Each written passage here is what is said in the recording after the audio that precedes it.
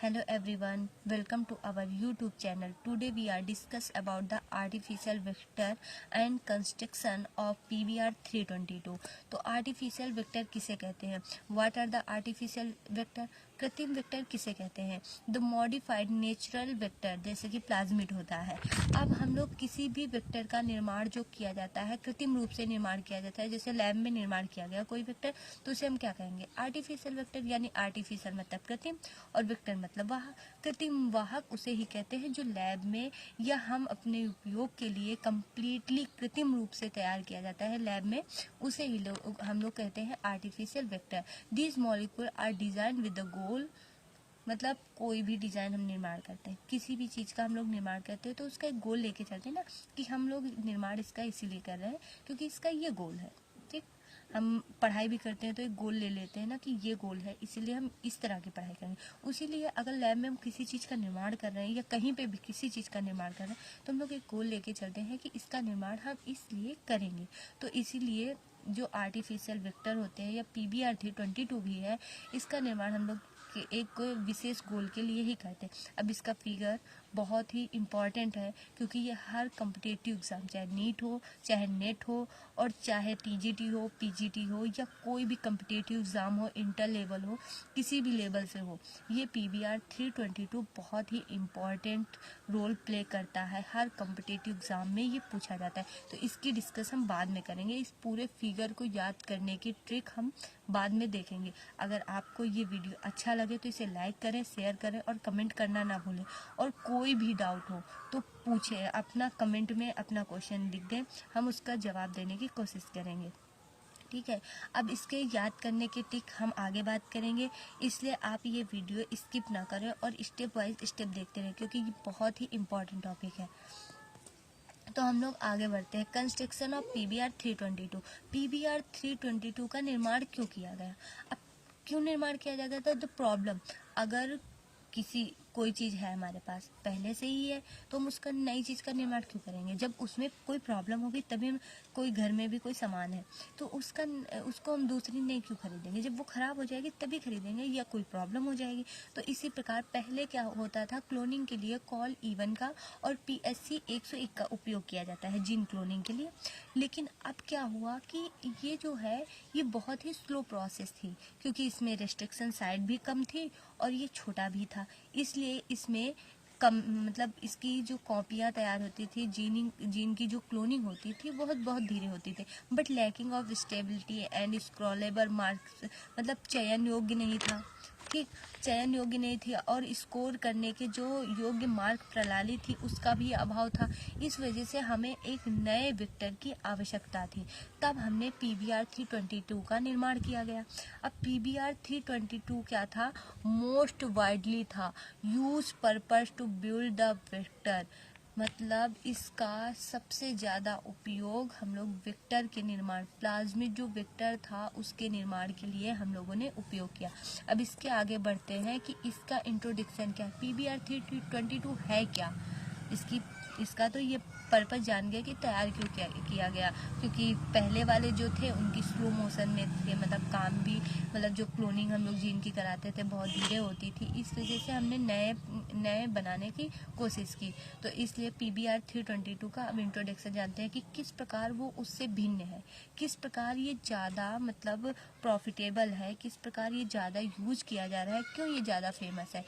Purpose to build the plasmid vector, plasmid हमने कहा ना एक गोल लेके चलते हैं, तो इसमें प्लाज्मिक वेक्टर के निर्माण के लिए इसका प्रयोग किया गया।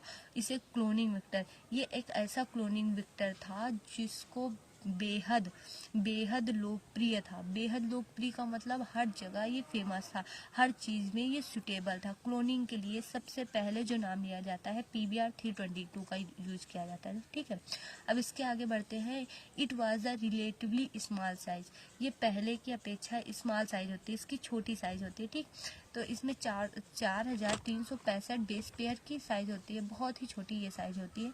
As we known that the efficiency of transformation inversely proportional to, inversely proportional यानी व्युत्क्रमानुपाती होता है। ठीक, टू साइज ऑफ वेक्टर, इसमें दक्षता जो वेक्टर है दक्षता वेक्टर होता है उसके व्युत्क्रमानुपाती होता है। The small size of PBR 322 made it hugely hugely hugely मतलब जानते हो, बेहद, ह्यूगली बेहद, और पॉपुलर यानी लोकप्रिय। तो ये सबसे ज्यादा लोकप्रिय हुआ। ठीक, अब इसके आगे बढ़ते, ये छोटा था और इसमें रिस्ट्रिक्शन साइज भी बहुत ज़्यादा थी। रिस्ट्रिक्शन साइज होने के कारण ये ज़्यादा फेमस हो गया। ठीक, it addition being a purpose building vector is contain all the facility that was lacking.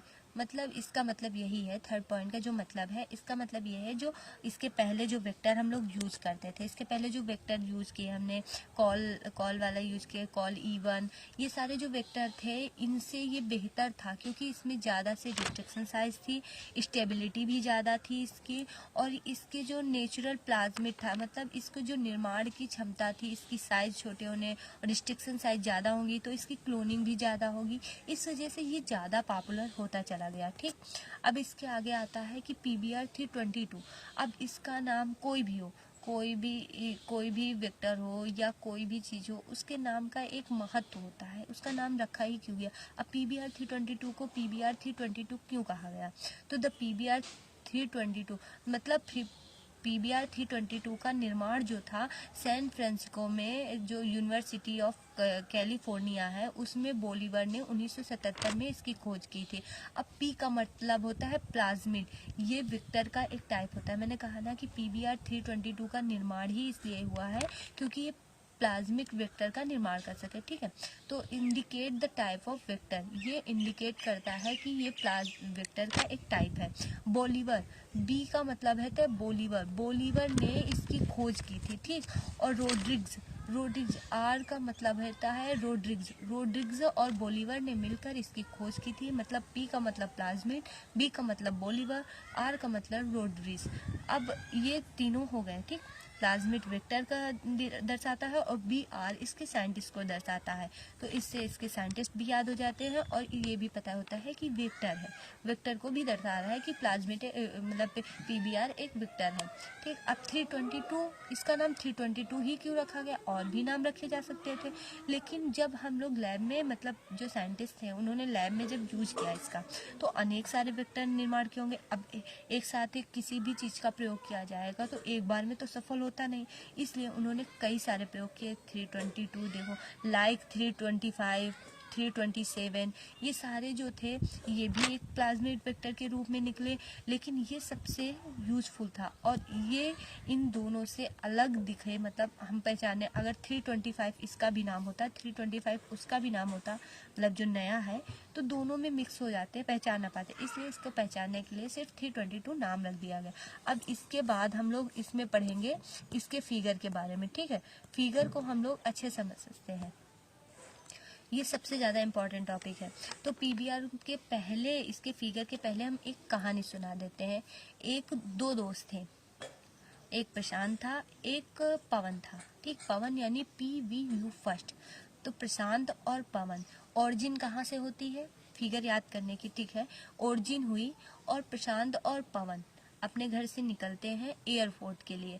वहां पहुंच के वे इकोनॉमिकल क्लास की इंडिया की जो टिकट है, हिंदुस्तान की थर्ड टर्मिनल से टिकट लेते हैं। ठीक, थर्ड टर्मिनल से टिकट लेके वे टर्की के लिए प्रस्थान करते हैं। अब टर्की के लिए वे जब निकलते हैं तो वहाँ पे जब बाहर जब टर्की में पहुँच जाते हैं तो वो प्लेटफॉर्म से बाहर जब आते हैं, जब वहाँ से जब बाहर आते हैं तो उन्हें सलमान खान किसको मिलता है, पवन को, क्योंकि पवन सलमान खान का बहुत बड़ा फैन होता है। तो वो वहीं पे, अब वहाँ एयरपोर्ट से निकले थे। देखो, ओरिजिन यहाँ से हुई, ओरिजिन में प्रशांत और पवन क्या किए, एयरपोर्ट से AMP यानी एयरपोर्ट से ली।